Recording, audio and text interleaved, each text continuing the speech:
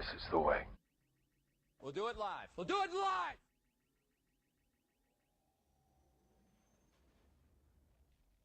I'm the administrator of this facility.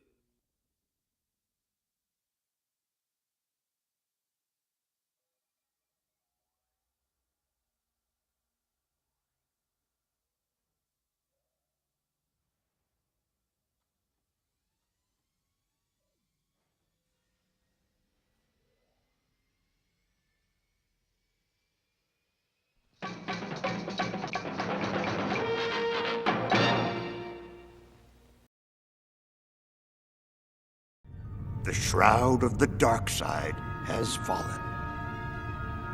Begun. Dad Wars. Dad Wars? The Dad Wars. Whatever that is, I don't think I want to know. Has.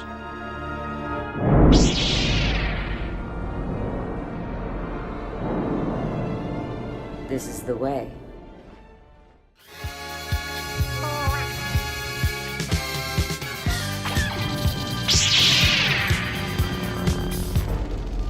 Hello there.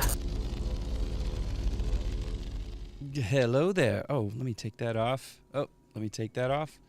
Welcome to an impromptu hot take hype train edition of Dad Wars. We got an amazing piece of content, or two or three yesterday, all stemming from the new Vanity Fair issue featuring characters that we know and love from the Star Wars galaxy. Let's jump right in. And that's not it. Let's try it again. All right, so we got what I thought to be unexpected. I wasn't expecting to get a Vanity Fair cover like we usually get for the anthology, the trilogy episodes or trilogy feature films. But we got one, courtesy of Vanity Fair, with photography by Annie Leibovitz. And some of you kids may not remember the hype train that was the Phantom Menace. Young adults like myself at the time have been waiting years for new Star Wars. Years and years. And just remember the feeling of seeing for the first time some new Star Wars content coming down the line. We didn't call it content back then, but that we knew there was a new Star Wars coming, and we were getting drips and drabs of behind the scenes and teaser trailers, thanks to QuickTime, which was kind of a new technology. We're getting like HD trailers right at home on our computers that we could download and watch and rewatch. So this cover that you're looking at here just gives me just reminds me of that time. 1/100th of a fraction of the hype that was the Phantom Menace, but the feeling is there. We get Annie Leibovitz, amazing fashion photography, combined with what I think is her love of Star Wars, because she's done this a few times, which brings me to a stack of magazines that I have handy. So this is all we had back in '94. You had Starlog, and then you had like the little startup magazine like this, which was all speculation and looking back and hoping, my God, when are we going to get a new Star Wars movie? So here, they are off by 2 years. They said we were getting one May 25th, 1997. We didn't get one until '99, which is the Phantom Menace. But between '94 and '99, it was a wild ride. It was a lot of fun. I mean, we had the special editions. That was about it. But just thinking about what was coming next, like just kind of scratching together any information you could get about Star Wars and what the future of Star Wars held. So we got this Time magazine. That's how big Phantom Menace was. They got on the cover of Time magazine. Then there was Rest in Peace Premiere magazine. Great publication for movie reviews and celebrity interviews and stuff. But they did like a multi-cover, collect them all kind of thing. Now, some of you more current fans might remember these Vanity Fair covers and some of the articles. It's all, all the stuff that was to come. You could just look at it for hours and wonder, what's happening? What's happening? What's going to happen? Who are these aliens? Who are these people? Well, now we know. But look at this. It's beautiful. Just beautiful. All right, so that's, that's from Last Jedi. This was one. So this was the second biggest hype train, was when we were waiting for the sequels. Now this one, I knew it was coming out. I was working in the city. I ran down to the newsstand. I was working in Midtown. Grabbed enough copies for like all my editors and animators in our department and just handed them out like religious pamphlets. And everybody looked at me like I was insane. I don't think anyone said thank you, but they were busy. But so some of you more younger fans, contemporary fans of Star Wars will probably recognize that. So that's Annie. Then we get to this.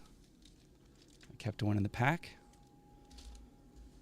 I have one open, which I've read and looked through a bunch of times.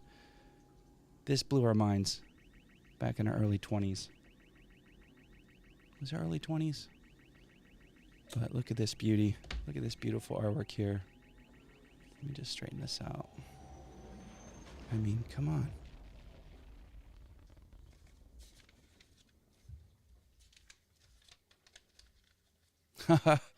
I mean, seeing that for the first time, not knowing where things were going, I mean, just drove your mind crazy. There's George just kicking it in the desert. First glimpses of Queen Amidala herself. Man, awesome times. Yeah, I don't know if I've ever had as much anticipation for a film in my life as for this one. All right, so that gets us back to this, the most current. Now we're waiting, we're wondering what's going to happen. The beauty of this is the article is really comprehensive. This article, it's free on Vanity Fair. They gave us there's no paywall, no subscription needed for this one, so I thought that was pretty nice of them. I was going to find it one way or another, but this has a ton of information about all the shows that are forthcoming, as much as they can offer without spoilers. But let's take a look at some of these pictures first here. Yeah, beautiful, beautiful stuff. Let's see here. My camera's gone out. Let's try that again. All right.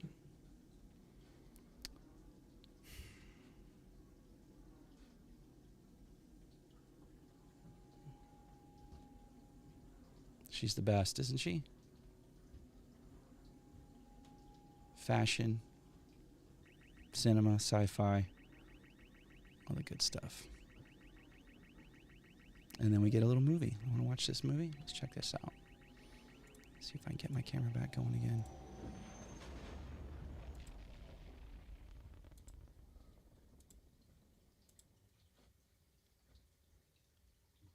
All right, we're back here in a second. All right, let's watch this.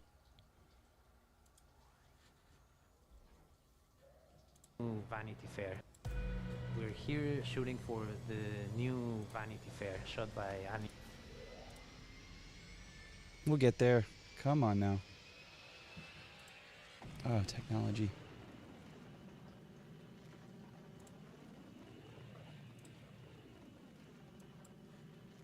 We're shooting for the new Vanity Fair shot by Annie Leibovitz. It's an incredible honor. Annie has been a part of Star Wars for 40 years. I've always had a real fondness for the Vanity Fair Star Wars issues, so working with Annie again was really special for me. Here we go.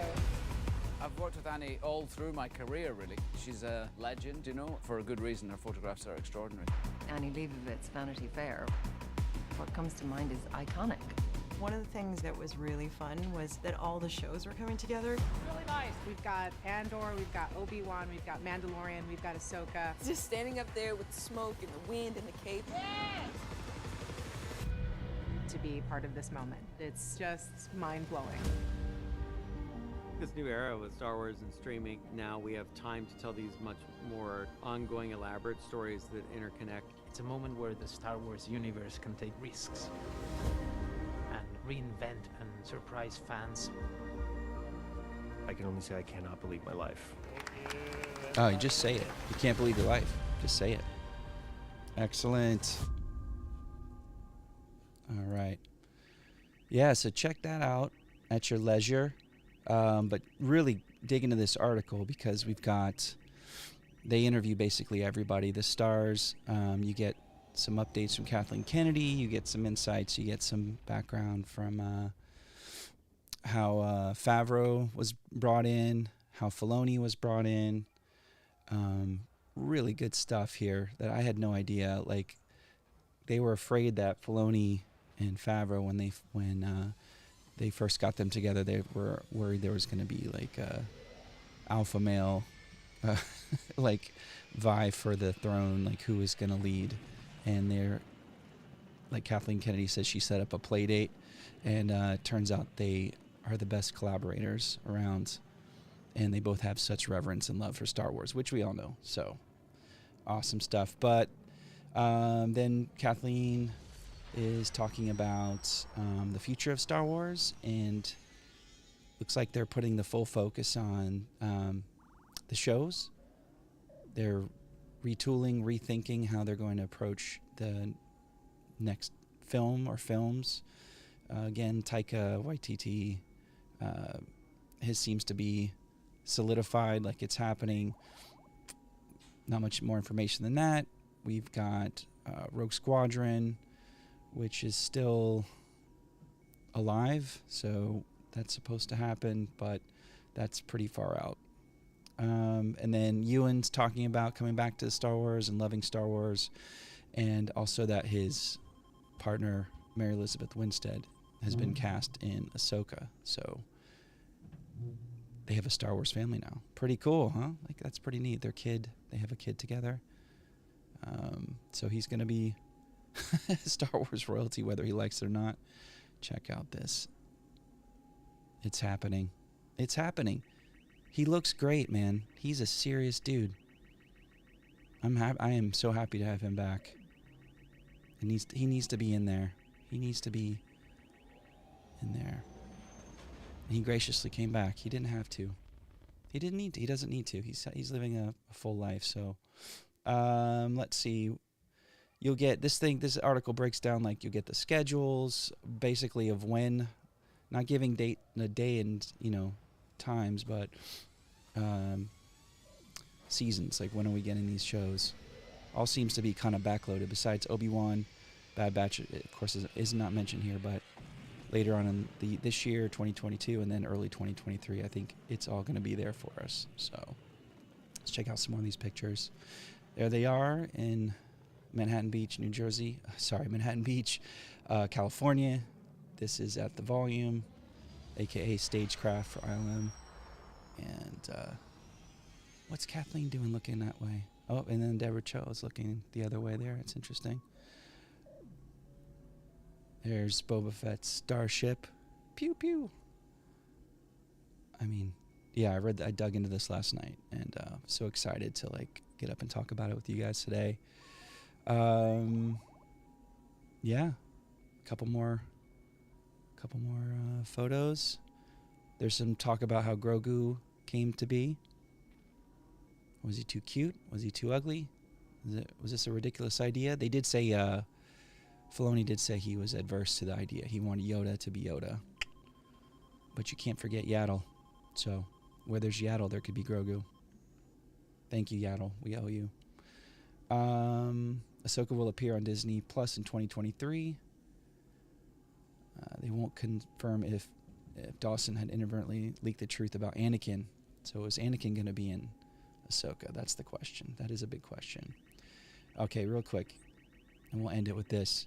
Kathleen says we have a roadmap, although Lucasfilm's big screen return is unlikely to follow the same relentless cadence as before. A movie from Jojo Rabbit's Taika Waititi and 1917 screenwriter Christy Wilson Cairns will arrive first, with Rogue Squadron from Wonder Woman director Patty Jenkins further off. I think they just keep pushing it back and pushing it back. And is it true that Marvel Studios president Kevin Feige will produce a Star Wars film? She says, I'd love to see what movie he might come up with. That doesn't sound very reassuring. Or it doesn't sound like we've got anything really cooking there yet. But right now, nope, nothing specific.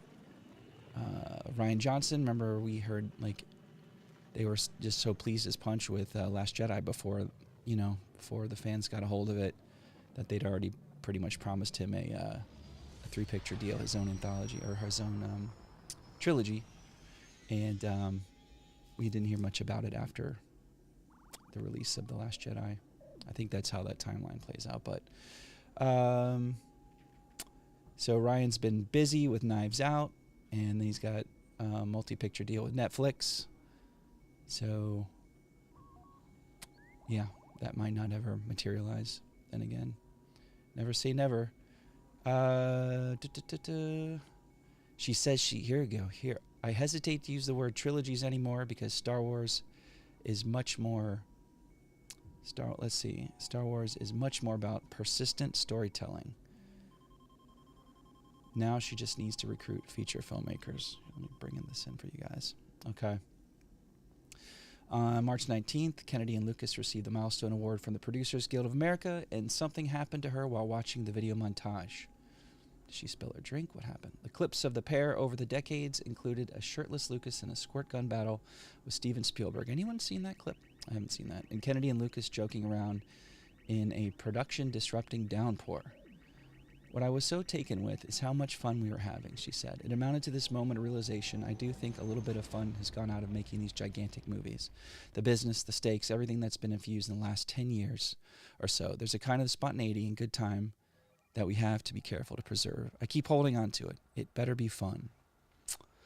After more than 50 years of Lucasfilm navigating a new path, that's as good as a lodestar to follow as any. I think she comes off really well in this article. If you get a chance to read the whole thing, I'm not going to sit here and read the whole thing to you, but she has a love of Star Wars for sure, and filmmaking. They did cop to some missteps with the sequel trilogy, but I think as you see, they've course corrected with Disney Plus, and Disney Plus is a giant moneymaker for them. So all hands on deck, and everybody's focus is on Disney Plus right now. But it would be nice to get back to the theater to see a big old Star Wars movie for sure. I'll leave the link to this article in the description. So if you stop by and check this out, I hope you enjoyed it. Please leave a like. You don't have to subscribe unless you're going to watch. But we'll end on hate in there for sure. All right. Everybody have a great day. We'll talk to you soon. May the Force be with you.